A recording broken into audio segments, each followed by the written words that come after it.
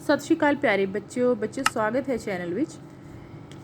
ते अज आपां करांगे जमात 11वीं लाजमी पंजाबी दा पंजाबी लोक ਸਾਹਿਤ ਦਾ रूप जिहड़ा है सिठणियां जो कि मुंडे ते कुड़ी दे विआह विच शरीकणियां मेलना जिहड़ियां हुंदियां हन उन्हां नूं दित्तियां जांदियां हन। उन्हां वल्लों जिहड़ा लाड़ा है या लाड़ी है उहदे रिश्तेदारां नूं ਇਹ एक हास रस ਦਾ रूप है। ठीक है जी। ਤੇ ਸਿੱਠਣੀ ਲੋਕ ਗੀਤ ਵਿਆਹ ਨਾਲ ਸੰਬੰਧਿਤ ਹੁੰਦੇ ਹਨ ਤੇ ਕੁੜੀਆਂ ਦੇ ਵਿਆਹ ਵੇਲੇ ਸ਼ਰੀਕਣੀਆਂ ਤੇ ਮੇਲਣਾ ਸਿੱਠਣੀਆਂ ਰਾਹੀਂ ਲਾੜੇ ਉਸਦੇ ਮਾਪਿਆਂ ਭੈਣਾਂ ਤੇ ਹੋਰਨਾਂ ਰਿਸ਼ਤੇਦਾਰਾਂ ਨੂੰ ਸੰਬੋਧਨ ਕਰਕੇ ਗਾਉਂਦੀਆਂ ਹੋਈਆਂ ਉਸ ਦਾ ਮਖੌਲ ਉਡਾਉਂਦੀਆਂ ਹਨ। ਇਹਨਾਂ ਵਿੱਚ ਚੋਟ ਵਿਅੰਗ ਤੇ ਕਲਪਿਤ ਊਜਾਂ ਹੁੰਦੀਆਂ ਹਨ ਜੋ ਕਿ ਹਾਸ ਰਸ ਭਰਪੂਰ ਹੁੰਦੀਆਂ ਹਨ। ਸਿੱਠਣੀ ਲੋਕ ਗੀਤਾਂ ਦਾ ਇੱਕ ਅਜਿਹਾ ਰੂਪ ਹੈ ਜਿਸ ਨੂੰ ਕੁੜੀ ਦੇ ਵਿਆਹ ਵੇਲੇ ਸ਼ਰੀਕਣੀਆਂ ਤੇ ਮੇਲਣਾ ਇਕੱਠੀਆਂ ਹੋ ਕੇ ਲਾੜੇ ਉਸਦੇ ਮਾਪਿਆਂ ਭੈਣਾਂ ਤੇ ਹੋਰਨਾਂ ਸਾਕ ਸੰਬੰਧੀਆਂ ਨੂੰ ਸੰਬੋਧਨ ਕਰਕੇ ਗਾਉਂਦੀਆਂ ਹੋਈਆਂ ਚੋਟ ਵਿਅੰਗ ਮਸ਼ਕਰੀਆਂ ਤੇ ਕਲਪਿਤ ਊਜਾਂ ਜਿਹੜੀਆਂ ਹਨ ਉਹ ਊਜਾਂ ਰਾਹੀਂ ਉਹਨਾਂ ਦਾ ਮਖੌਲ ਉਡਾਉਂਦੀਆਂ ਹਨ। ਤੇ ਇਸ ਨਾਲ ਵਿਆਹ ਵਿੱਚ ਕੀ ਹੈ, ਇੱਕ ਮਨੋਰੰਜਨ ਪੈਦਾ ਹੁੰਦਾ ਹੈ, ਇੱਕ ਹਾਸ ਰਸ ਪੈਦਾ ਹੁੰਦਾ ਹੈ ਤੇ ਆਪਸੀ ਜਿਹੜਾ ਉਹਨਾਂ ਦਾ ਮੇਲ ਮਿਲਾਪ ਹੈ ਉਹ ਵੱਧਦਾ ਹੈ। ਤੇ ਆਓ ਸ਼ੁਰੂ ਕਰਦੇ ਹਾਂ ਆਪਾਂ ਸਿੱਠਣੀਆਂ। ਪਹਿਲੀ ਸਿੱਠਣੀ ਹੈ ਜਾਂਝੀ ਉਸ ਪਿੰਡੋਂ ਆਏ ਜਿੱਥੇ ਰੁੱਖ ਵੀ ਨਾ, ਇਹਨਾਂ ਦੇ ਤੌੜਿਆਂ ਵਰਗੇ ਮੂੰਹ ਉੱਤੇ ਮੁੱਛ ਵੀ ਨਾ। ਜਾਂਝੀ ਉਸ ਪਿੰਡੋਂ ਆਏ ਜਿੱਥੇ ਤੂਤ ਵੀ ਨਾ, ਇਹਨਾਂ ਦੇ ਖੱਪੜਾਂ ਵਰਗੇ ਮੂੰਹ ਉੱਤੇ ਰੂਪ ਵੀ ਨਾ। ਇਹਨਾਂ ਦੇ ਪੀਲੇ ਡੱਡੂ ਮੂੰਹ ਉੱਤੇ ਜਾਂਝੀ ਉਸ ਪਿੰਡੋਂ ਆਏ ਜਿੱਥੇ ਟਾਲੀ ਵੀ ਨਾ, ਇਹਨਾਂ ਦੇ ਪੀਲੇ ਡੱਡੂ ਮੂੰਹ ਉੱਤੇ ਲਾਲੀ ਵੀ ਨਾ। ਸਭ ਤੋਂ ਪਹਿਲਾਂ ਆਪਾਂ ਲਿਖਾਂਗੇ ਇਹ ਕਾਵ ਟੋਟਾ ਲਾਜ਼ਮੀ ਪੰਜਾਬੀ 11ਵੀਂ ਪਾਠ ਪੁਸਤਕ ਵਿੱਚ ਦਰਜ ਲੋਕ ਗੀਤ ਸਿੱਠਣੀਆਂ ਵਿੱਚੋਂ ਲਿਆ ਗਿਆ ਹੈ ਤੇ ਇਸ ਵਿੱਚ 3 ਸਿੱਠਣੀਆਂ ਦਾ ਸਮੂਹ ਸ਼ਾਮਿਲ ਹੈ। ਇਸ ਵਿੱਚ ਲਾੜੀ ਦੇ ਘਰ ਦੀਆਂ ਸ਼ਰੀਕਣਾਂ ਤੇ ਮਿਲਣਾ, ਮਿਲ ਕੇ ਰੋਟੀ ਖਾ ਰਹੇ ਜਾਂਝੀਆਂ ਨੂੰ ਆਪਣੀਆਂ ਜਿਹੜੇ ਟੀਚਰਾਂ ਹੁੰਦੀਆਂ ਨੇ ਉਹਨਾਂ ਦੇ ਪਾਤਰ ਬਣਾਉਂਦੀਆਂ ਹਨ। ਕੀ ਕਹਿੰਦੀਆਂ ਹਨ? ਕੁੜੀ ਦੇ ਘਰ ਦੀਆਂ ਇਸਤਰੀਆਂ ਸ਼ਰੀਕਣਾਂ ਤੇ ਮਿਲਣਾ ਜਾਂਝੀਆਂ ਨੂੰ ਪਹਿਲੀ ਸਿੱਠਣੀ ਵਿੱਚ ਕਹਿੰਦੀਆਂ ਹਨ ਕਿ ਉਹ ਉਸ ਪਿੰਡੋਂ ਆਏ ਹਨ ਜਿੱਥੇ ਕੋਈ ਰੁੱਖ ਵੀ ਨਹੀਂ ਹੈ ਤੇ ਉਹਨਾਂ ਦੇ ਮੂੰਹ ਕਾਲੇ ਤੌੜਿਆਂ ਵਰਗੇ ਭੱਦੇ ਹਨ ਤੇ ਉਹਨਾਂ ਦੇ ਮੂੰਹ ਉੱਤੇ ਕੋਈ ਕਿਸੇ ਦੇ ਮੁੱਛ ਵੀ ਨਹੀਂ ਹੈ। ਦੂਜੀ ਸਿੱਠਣੀ ਵਿੱਚ ਉਹ ਕਹਿੰਦੀਆਂ ਹਨ ਕਿ ਜਾਂਝੀ ਉਸ ਪਿੰਡੋਂ ਆਏ ਹਨ ਜਿੱਥੇ ਤੂਤ ਦਾ ਇੱਕ ਰੁੱਖ ਨਹੀਂ ਹੈ ਤੇ ਇਹਨਾਂ ਦੇ ਮੂੰਹ ਹਡਵਾਣਿਆਂ ਦੇ ਖੱਪਰਾਂ ਵਰਗੇ ਭੱਦੇ ਹਨ, ਉਹਨਾਂ ਉੱਪਰ ਸੁੰਦਰਤਾ ਦਾ ਨਾਂ ਨਿਸ਼ਾਨ ਨਹੀਂ ਹੈ। ਤੇ ਤੀਜੀ ਸਿੱਠਣੀ ਵਿੱਚ ਉਹ ਕਹਿੰਦੀਆਂ ਹਨ ਕਿ ਜਾਂਝੀ ਉਸ ਪਿੰਡੋਂ ਆਏ ਹਨ ਜਿੱਥੇ ਟਾਲੀ ਦਾ ਇੱਕ ਵੀ ਰੁੱਖ ਨਹੀਂ ਹੁੰਦਾ ਤੇ ਉਹਨਾਂ ਦੇ ਮੂੰਹ ਜਿਹੜੇ ਨੇ ਉਹ ਡੱਡੂਆਂ ਵਰਗੇ ਪੀਲੇ ਤੇ ਭੱਦੇ ਹਨ ਤੇ ਉਹਨਾਂ ਉੱਪਰ ਰਤਾ ਪਰ ਵੀ ਲਾਲੀ ਨਹੀਂ, ਅਰਥਾਤ ਉਹ ਮਤਲਬ ਕਮਜ਼ੋਰ ਤੇ ਬਿਮਾਰਾਂ ਵਰਗੇ ਦਿਖਾਈ ਦਿੰਦੇ ਹਨ। ਅਗਲੀਆਂ ਤੁਕਾਂ ਵਿੱਚ ਹੈ 12 ਮਹੀਨੇ ਅਸਾਂ ਤੱਕਣ ਤੱਕਿਆ ਫਿਰ ਵੀ ਲਾੜਾ ਤੁਸੀਂ ਕਾਲਾ ਹੀ ਰੱਖਿਆ, ਸਾਬਣ ਲਾਣਾ ਸੀ ਨਿਲੱਜਿਓ ਲੱਜ ਤੁਹਾਨੂੰ ਨਹੀਂ। ਤੇ ਇਸ ਦਾ ਪ੍ਰਸੰਗ ਵੀ ਆਪਾਂ ਉਸੇ ਤਰ੍ਹਾਂ ਲਿਖਾਂਗੇ। ਤੇ ਕੀ ਹੈ ਇਸ ਦੀ ਵਿਆਖਿਆ? ਵਿਆਹ ਸਮੇਂ ਕੁੜੀ ਦੇ ਘਰ ਇਕੱਠੀਆਂ ਹੋਈਆਂ ਸ਼ਰੀਕਣਾਂ ਤੇ ਮੇਲਣਾ ਗਾਉਂਦੀਆਂ ਹੋਈਆਂ ਜਾਂਝੀਆਂ ਨੂੰ ਸੰਬੋਧਨ ਕਰਦੀਆਂ ਹੋਈਆਂ ਕਹਿੰਦੀਆਂ ਹਨ ਕਿ 12 ਮਹੀਨਿਆਂ ਤੋਂ ਉਹ ਲਾੜੇ ਦੇ ਢੁਕਣ ਦੀ ਉਡੀਕ ਕਰ ਰਹੀਆਂ ਹਨ, ਪਰ ਉਹਨਾਂ ਇੰਨੇ ਸਮੇਂ ਵਿੱਚ ਲਾੜੇ ਦਾ ਰੰਗ ਜਿਹੜਾ ਹੈ ਉਹ ਵੀ ਨਿਖਾਰਿਆ ਨਹੀਂ, ਉਸਨੂੰ ਨਵਾਇਆ ਧਵਾਇਆ ਨਹੀਂ ਹੈ, ਉਹ ਕਾਲੇ ਦਾ ਕਾਲਾ ਹੀ ਪਿਆ ਹੈ ਤੇ ਉਹਨਾਂ ਨੂੰ ਚਾਹੀਦਾ ਹੈ ਕਿ ਉਹ ਉਸਨੂੰ ਵਾਰ-ਵਾਰ ਸਾਬਣ ਲਾ ਕੇ ਨਵਾਉਣ ਤਾਂ ਕਿ ਉਹ ਗੋਰਾ ਚਿੱਟਾ ਹੋ ਜਾਵੇ, ਪਰ ਉਹਨਾਂ ਨੂੰ ਰਤਾ ਭਰ ਵੀ ਸ਼ਰਮ ਨਹੀਂ ਆਉਂਦੀ ਤੇ ਉਹ ਜਿਹੜਾ ਕਾਲਾ ਮੁੰਡਾ ਹੈ ਉਸੇ ਨੂੰ ਵਿਆਹੁਣ ਲਈ ਲੈ ਕੇ ਆ ਗਏ ਹਨ। ਅਗਲੀਆਂ ਲਾਈਨਾਂ ਵਿੱਚ ਹੈ ਕੋਰੀ ਤੇ ਤੋੜੀ ਅਸਾਂ ਰਿੰਨੀਆਂ ਗੁੱਲੀਆਂ, ਭੁੱਖ ਤੇ ਲੱਗੀ ਲਾੜੇ ਕੱਢੀਆਂ ਬੁੱਲੀਆਂ, ਰੋਟੀ ਖਵਾਣੀ ਪਈ ਨਿਲੱਜਿਓ ਲੱਜ ਤੁਹਾਨੂੰ ਨਹੀਂ। ਇਹ ਕਾਵ ਟੋਟਾ ਪੰਜਾਬੀ ਲਾਜ਼ਮੀ ਜਿਹੜੀ 11ਵੀਂ ਪਾਠ ਪੁਸਤਕ ਵਿੱਚੋਂ ਦਰਜ ਲੋਕ ਗੀਤ ਸਿੱਠਣੀਆਂ ਵਿੱਚੋਂ ਲਿਆ ਗਿਆ ਹੈ ਤੇ ਇਹ ਇੱਕ ਸਿੱਠਣੀ ਹੈ ਜਿਸ ਵਿੱਚ ਲਾੜੇ ਤੇ ਬਾਕੀ ਜਾਂਝੀਆਂ ਨੂੰ ਮਖੌਲ ਦੇ ਪਾਤਰ ਬਣਾਇਆ ਗਿਆ ਹੈ। ਵਿਆਹ ਸਮੇਂ ਕੁੜੀ ਦੇ ਘਰ ਇਕੱਠੀਆਂ ਹੋਈਆਂ ਸ਼ਰੀਕਣਾਂ ਤੇ ਮੇਲਣਾ ਗਾਉਂਦੀਆਂ ਹੋਈਆਂ ਜਾਂਝੀਆਂ ਨੂੰ ਸੰਬੋਧਨ ਕਰਕੇ ਕਹਿੰਦੀਆਂ ਹਨ ਕਿ ਉਹਨਾਂ ਨੇ ਕੋਰੀ ਤੋੜੀ ਵਿੱਚ, ਕੋਰੀ ਮਤਲਬ ਕੱਚੀ ਤੋੜੀ ਵਿੱਚ ਮੋਟੀਆਂ ਰੋਟੀਆਂ ਦੇ ਟੁਕੜੇ ਰਿੰਨੇ। ਜਦੋਂ ਲਾੜੇ ਨੂੰ ਭੁੱਖ ਲੱਗੀ ਤਾਂ ਉਹ ਬੁੱਲੀਆਂ ਕੱਢ ਕੇ ਰੋਣ ਲੱਗ ਪਿਆ ਤੇ ਉਸਨੂੰ ਚੁੱਪ ਕਰਾਉਣ ਲਈ ਸਾਨੂੰ ਰੋਟੀ ਖਵਾਉਣੀ ਪਈ, ਪਰ ਤੁਹਾਨੂੰ ਨਿਲੱਜਿਆਂ ਨੂੰ ਸ਼ਰਮ ਨਹੀਂ ਜਿਹੜੇ ਲਾੜੇ ਨੂੰ ਘਰੋਂ ਭੁੱਖਾ ਹੀ ਲੈ ਕੇ ਆ ਗਏ। ਅਗਲੀ ਸਿੱਠਣੀ ਹੈ 12 ਮਹੀਨੇ ਸੁਨਿਆਰ ਬਿਠਾਇਆ ਚਾਂਦੀ ਦੇ ਗਹਿਣਿਆਂ ਤੇ, ਪਾਣੀ ਫਿਰਾਇਆ ਪਿੱਤਲ ਪਾਉਣਾ ਸੀ ਨਿਲੱਜਿਓ ਲੱਜ ਤੁਹਾਨੂੰ ਨਹੀਂ। ਇਹ ਕਾਵਿ ਟੋਟਾ ਲਾਜ਼ਮੀ ਪੰਜਾਬੀ 11ਵੀਂ ਪਾਠ ਪੁਸਤਕ ਵਿੱਚ ਦਰਜ ਲੋਕ ਗੀਤ ਸਿੱਠਣੀਆਂ ਵਿੱਚੋਂ ਲਿਆ ਗਿਆ ਹੈ। ਇਸ ਵਿੱਚ ਕੁੜੀ ਦੇ ਸਹੁਰਿਆਂ ਵੱਲੋਂ ਵਰੀ ਵਿੱਚ ਲਾੜੀ ਲਈ ਲਿਆਂਦੇ ਗਏ ਗਹਿਣੇ ਨੂੰ ਲੈ ਕੇ ਉਹਨਾਂ ਦਾ ਮਖੌਲ ਉਡਾਇਆ ਗਿਆ ਹੈ। ਕੀ ਕਹਿੰਦੇ ਹਨ? ਵਿਆਹ ਦੇ ਮੌਕੇ ਵਰੀ ਦਿਖਾਉਣ ਸਮੇਂ ਕੁੜੀ ਦੇ ਘਰ ਇਕੱਠੀਆਂ ਹੋਈਆਂ ਸ਼ਰੀਕਣਾਂ ਤੇ ਮੇਲਣਾ ਗਾਉਂਦੀਆਂ ਹੋਈਆਂ ਲਾੜੇ ਅਤੇ ਬਾਕੀਆਂ ਜਿਹੜੇ ਜੰਨ ਵਾਲੇ ਲੋਕ ਨੇ ਉਹਨਾਂ ਨੂੰ ਸੰਬੋਧਨ ਕਰਦੀਆਂ ਹੋਈਆਂ ਕਹਿੰਦੀਆਂ ਹਨ ਕਿ ਉਹਨਾਂ ਨੇ ਗਹਿਣੇ ਬਣਾਉਣ ਲਈ 12 ਮਹੀਨੇ ਸੁਨਿਆਰਾ ਬਿਠਾ ਕੇ ਰੱਖਿਆ ਘਰ ਵਿੱਚ, ਪਰ ਫਿਰ ਵੀ ਉਹਨਾਂ ਗਹਿਣੇ ਨਕਲੀ ਹੀ ਲਿਆਂਦੇ। ਲੱਗਦਾ ਹੈ ਵੀ ਉਹਨਾਂ ਦੇ ਗਹਿਣੇ ਜਿਹੜੇ ਹਨ ਉਹ ਨਕਲੀ ਹੀ ਹਨ ਅਤੇ ਉਹਨਾਂ ਨੇ ਚਾਂਦੀ ਦੇ ਗਹਿਣਿਆਂ ਉੱਤੇ ਸੋਨੇ ਦਾ ਪਾਣੀ ਚੜਾਇਆ ਹੋਇਆ ਹੈ ਅਤੇ ਇਹ ਨਿਰਾ ਪਿੱਤਲ ਹੀ ਹੈ। ਨਿਲੱਜਿਓ, ਤੁਹਾਨੂੰ ਰਤਾ ਵੀ ਸ਼ਰਮ ਨਹੀਂ ਆਈ ਕਿ ਇਹ ਚੰਗੀ ਗੱਲ ਹੈ ਕਿ ਵਿਆਹ ਕੇ ਲਿਜਾਣ ਵਾਲੀ ਕੁੜੀ ਨੂੰ ਤੁਸੀਂ ਪਿੱਤਲ ਦੇ ਗਹਿਣੇ ਜਿਹੜੇ ਹਨ ਪਾਓਗੇ। ਇਸ ਤਰ੍ਹਾਂ ਇਹ ਜਿਹੜੀ ਸਿੱਠਣੀਆਂ ਨੇ ਸਿਰਫ ਇੱਕ ਮਜ਼ਾਕ ਦਾ ਮਤਲਬ ਹਾਸ ਰਸ ਦਾ ਪੈਦਾ ਕਰਨ ਦਾ ਇੱਕ ਉਹ ਹੈ ਜ਼ਰੀਆ ਹੈ, ਇਸ ਤੋਂ ਇਲਾਵਾ ਹੋਰ ਕੁਝ ਨਹੀਂ। ਅਗਲੀਆਂ ਤੁਕਾਂ ਵਿੱਚ ਹੈ ਪੈਸਾ ਪੈਸਾ ਸਾਡੇ ਪਿੰਡ ਦਿਓ ਪਾਓ, ਲਾੜੇ ਜੋਗਾ ਤੁਸੀਂ ਵਾਜਾ ਮੰਗਾਓ, ਜੰਝ ਤੇ ਸੱਜਦੀ ਨਹੀਂ, ਨਿਲੱਜਿਓ ਲੱਜ ਤੁਹਾਨੂੰ ਨਹੀਂ।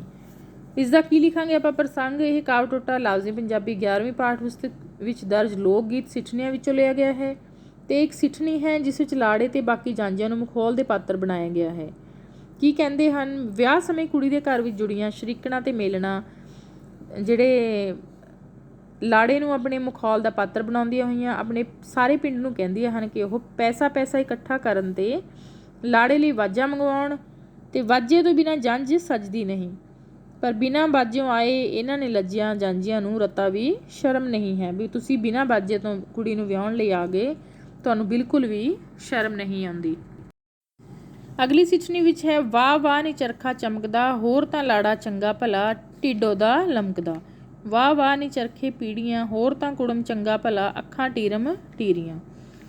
ਇਹਨਾਂ ਲਾਈਨਾਂ ਵਿੱਚ ਕੀ ਕਿਹਾ ਹੈ?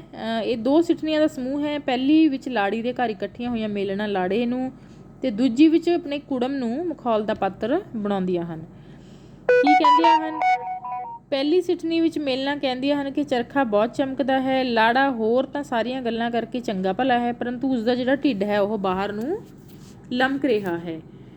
ਅਤੇ ਇਸ ਤਰ੍ਹਾਂ ਕੀ ਹੈ? ਦੂਜੀ ਸਿੱਠਣੀ ਵਿੱਚ ਉਹ ਕੀ ਕਹਿੰਦੀਆਂ ਹਨ ਕਿ ਚਰਖੇ ਪੀੜੀਆਂ ਤਾਂ ਬਹੁਤ ਸੋਹਣੇ ਹਨ, ਕੁੜਮ ਅਰਥਾਤ ਲਾੜੇ ਦਾ ਜਿਹੜਾ ਪਿਓ ਹੈ, ਪਿਓ ਹੋਰ ਤਾਂ ਸਭ ਗੱਲਾਂ ਵਿੱਚ ਚੰਗਾ ਭਲਾ ਹੈ, ਪਰੰਤੂ ਉਸ ਦੀਆਂ ਅੱਖਾਂ ਜਿਹੜੀਆਂ ਹਨ ਉਹ ਟੀਰ ਮਟੀਰੀਆਂ ਹਨ, ਮਤਲਬ ਟੀਰਾ ਦੇਖਦਾ ਹੈ ਉਹ।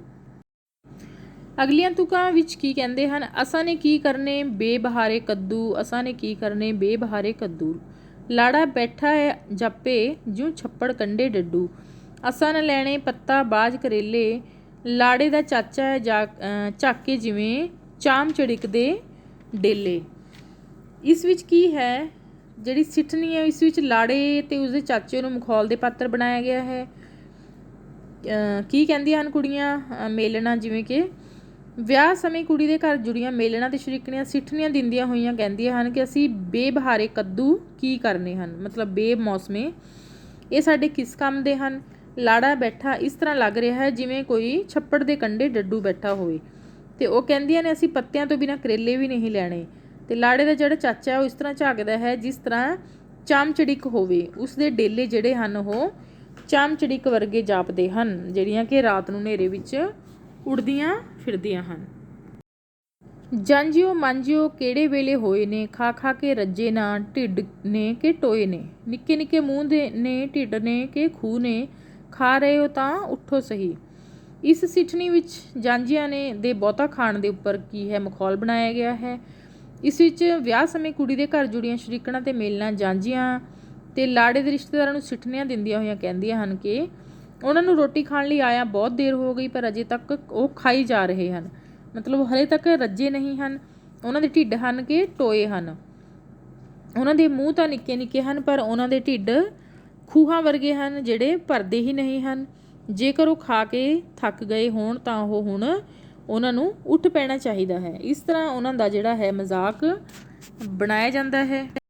ਅਗਲੀਆਂ ਤੁਕਾਂ ਹਨ ਜਾਂਝੀਆਂ ਨੂੰ ਖਲ ਕੁੱਟ ਦਿਓ ਜਿਨ੍ਹਾਂ ਤੌਣ 25 ਸੇਰ ਖਾਣਾ, ਸਾਨੂੰ ਪੂਰੀਆਂ ਜੀ ਜਿਨ੍ਹਾਂ ਮੁਸ਼ਕ ਨਾਲ ਰੱਜ ਜਾਣਾ, ਬੀਬੀ ਲਾਡਲੀ ਨੀ ਰੋਟੀ ਪਿੱਛੋਂ ਮੰਗੇ ਖੀਰ, ਬੀਬੀ ਦਾ ਬਾਪੂ ਹੈ ਬੈਠਾ ਜਿਉਂ ਰਾਜਿਆਂ ਵਿੱਚ ਵਜ਼ੀਰ। ਇਸ ਵਿੱਚ 2 ਸਿੱਠਣੀਆਂ ਸੰਗ੍ਰਹਿਤ ਹਨ। ਇਹਨਾਂ ਵਿੱਚ ਸਿੱਠਣੀਆਂ ਦੇਣ ਵਾਲੀਆਂ ਸ਼ਰੀਕਣਾਂ ਤੇ ਮੇਲਣਾ ਜਾਂਜੀਆਂ ਦੇ ਖਾ ਖਾ ਕੇ ਨਾ ਰੱਜਣ ਦਾ ਮਜ਼ਾਕ ਬਣਾਉਂਦੀਆਂ ਹੋਈਆਂ ਆਪਣੇ ਘੱਟ ਖਾਣ ਤੇ ਆਪਣੀ ਧੀ ਦੇ ਚੰਗਾ ਖਾਣ ਦੀ ਮਹਿਮਾ ਕਰਦੀਆਂ ਹਨ, ਮਤਲਬ ਵਡਿਆਈ ਕਰਦੀਆਂ ਹਨ। ਕੀ ਕਹਿੰਦੀਆਂ ਹਨ? ਵਿਆਹ ਸਮੇਂ ਕੁੜੀ ਦੇ ਘਰ ਇਕੱਠੀਆਂ ਹੋਈਆਂ ਸ਼ਰੀਕਣਾਂ ਤੇ ਮੇਲਣਾ ਸਿੱਠਣੀਆਂ ਦਿੰਦੀਆਂ ਹੋਈਆਂ ਕਹਿੰਦੀਆਂ ਹਨ ਕਿ ਜਾਂਜੀਆਂ ਨੂੰ ਖਲ ਕੁੱਟੀ ਦਿੱਤੀ ਜਾਵੇ, ਕਿਉਂਕਿ ਉਹ ਰੋਟੀ ਖਾਣ ਨਾਲ ਰੱਜਣ ਵਾਲੇ ਨਹੀਂ। ਇਹ ਤਾਂ 25-25 ਸੇਰ ਗੁਤਾਵਾ ਖਾਣ ਵਾਲੇ ਹਨ। ਸਾਨੂੰ ਤਾਂ ਪੂਰੀਆਂ ਹੀ ਦੇ ਦਿੱਤੀਆਂ ਜਾਣ, ਕਿਉਂਕਿ ਅਸੀਂ ਤਾਂ ਖਾਣੇ ਦੇ ਮੁਸ਼ਕ ਨਾਲ ਹੀ ਰੱਜ ਜਾਣ ਵਾਲੀਆਂ ਹਾਂ। ਤੇ ਸਾਡੀ ਲਾਡਲੀ ਧੀ ਜਿਹੜੀ ਹੈ ਉਹ ਰੋਟੀ ਖਾ ਕੇ ਖੀਰ ਮੰਗਦੀ ਹੈ। ਉਹ ਚੰਗਾ ਚੋਖਾ ਕਿਉਂ ਨਾ ਖਾਵੇ, ਕਿਉਂਕਿ ਉਸਦਾ ਬਾਪ ਜਿਹੜਾ ਹੈ ਉਹ ਰਾਜਿਆਂ ਤੇ ਵਜ਼ੀਰ ਅਰਥਾਤ ਇੱਕ ਅਮੀਰ ਆਦਮੀ ਹੈ, ਵੀ ਰਾਜੇ ਵਜ਼ੀਰਾਂ ਵਰਗਾ ਉਸਦਾ ਪਿਓ ਹੈ। ਸਭ ਗੈਸ ਬੁਝਾ ਦਿਓ ਜੀ, ਸਾਡਾ ਕੁੜਮ ਬੈਟਰੀ ਵਰਗਾ। ਸਭ ਮਿਰਚਾਂ ਘੋਟੋ ਜੀ, ਸਾਡਾ ਕੁੜਮ ਘੋਟਨੇ ਵਰਗਾ। ਮਣ ਮੱਕੀ ਪਿਹਾ ਲਓ ਜੀ, ਸਾਡਾ ਕੁੜਮ ਜਿਹੜਾ ਹੈ ਉਹ ਵਹਿੜਕੇ ਵਰਗਾ। ਇਹ ਜਿਹੜੀ ਲਾਈਨਾਂ ਨੇ ਇਹਨਾਂ ਵਿੱਚ ਕੀ ਕਿਹਾ ਗਿਆ ਹੈ? ਇਸ ਵਿੱਚ ਕੁਝ ਸਿੱਠਣੀਆਂ ਅੰਕਿਤ ਹਨ ਜਿਨ੍ਹਾਂ ਵਿੱਚ ਕੁੜਮ ਦਾ ਮਖੌਲ ਜਿਹੜਾ ਹੈ ਉਹ ਉਡਾਇਆ ਗਿਆ ਹੈ, ਯਾਨੀ ਕਿ ਕੁੜੀ ਦੇ ਸਹੁਰੇ ਦਾ। ਵਿਆਹ ਸਮੇਂ ਕੀ ਕਹਿੰਦੀਆਂ ਹਨ? ਕੁੜੀ ਦੇ ਘਰ ਜੁੜੀਆਂ ਸ਼ਰੀਕਣਾਂ ਤੇ ਮੇਲਣਾ ਸਿੱਠਣੀਆਂ ਨਾਲ ਕੁੜਮ ਦਾ ਮਖੌਲ ਉਡਾਉਂਦੀਆਂ ਹੋਈਆਂ ਕਹਿੰਦੀਆਂ ਹਨ ਕਿ ਰੋਸ਼ਨੀ ਕਰਨ ਲਈ ਜਗਾਏ ਗਏ ਜਿਹੜੇ ਸਾਰੇ ਬੱਲਬ ਨੇ, ਗੈਸ ਨੇ, ਉਹ ਉਹਨਾਂ ਨੂੰ ਬੁਝਾ ਦਿਓ, ਕਿਉਂਕਿ ਜਿਹੜਾ ਸਾਡਾ ਕੁੜਮ ਹੈ ਉਹ ਕੀ ਹੈ? ਇੱਕ ਬੈਟਰੀ ਵਰਗਾ ਹੈ। ਤੇ ਸਾਰੇ ਮਿਰਚਾਂ ਘੋਟ ਲਓ, ਕਿਉਂਕਿ ਸਾਡਾ ਜਿਹੜਾ ਕੁੜਮ ਉਹ ਘੋਟਨੇ ਵਰਗਾ ਵੀ ਲੱਗਦਾ ਹੈ।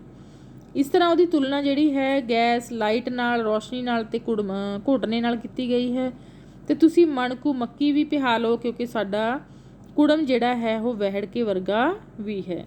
ਇਸ ਤਰ੍ਹਾਂ ਆਪਣੇ ਜਿਹੜਾ ਕੁੜਮ ਹੈ ਉਸ ਨੂੰ ਸਿੱਠਣੀਆਂ ਰਾਹੀਂ ਉਸ ਦਾ ਜਿਹੜਾ ਮਜ਼ਾਕ ਹੈ ਬਣਾਇਆ ਜਾ ਰਿਹਾ ਹੈ। ਅੰਤਲੀਆਂ ਤੁਕਾਂ ਵਿੱਚ ਕਿਹਾ ਗਿਆ ਹੈ, ਛੱਜ ਓਲੇ ਛਾਨਣੀ ਪਰਾਤ ਓਲੇ ਡੋਈ ਵੇ, ਨਾਨਕਿਆਂ ਦਾ ਮੇਲ ਆਇਆ ਚੱਜ ਦੀ ਨਾ ਕੋਈ ਵੀ। ਇਸ ਵਿੱਚ ਲਾੜੀ ਦੇ ਘਰ ਇਕੱਠੀਆਂ ਹੋਈਆਂ ਦਾਦਕੀਆਂ ਗੀਤ ਗਾ ਕੇ ਨਾਨਕਿਆਂ ਦਾ ਮਖੌਲ ਉਡਾਉਂਦੀਆਂ ਹਨ। ਕੀ ਕਹਿੰਦੀਆਂ ਹਨ? ਦਾਦਕੀਆਂ ਗਾਉਂਦੀਆਂ ਹੋਈਆਂ ਕਹਿੰਦੀਆਂ ਹਨ ਕਿ ਛੱਜ ਓਲੇ ਛਾਨਣੀ ਤੇ ਪਰਾਤ ਓਲੇ ਡੋਈ ਹੈ। ਨਾਨਕਿਆਂ ਦਾ ਮੇਲ ਜਿਹੜਾ ਇਕੱਠਾ ਹੋ ਕੇ ਆਇਆ ਹੈ, ਪਰ ਉਹਨਾਂ ਵਿੱਚ ਚੰਗੀ ਲੱਗਣ ਵਾਲੀ ਸ਼ਕਲ ਕਿਸੇ ਦੀ ਨਹੀਂ। ਸਾਰੀਆਂ ਕੀ ਹਨ? ਇੱਕ ਭੈੜੀ ਸ਼ਕਲ ਵਾਲੀਆਂ ਹਨ।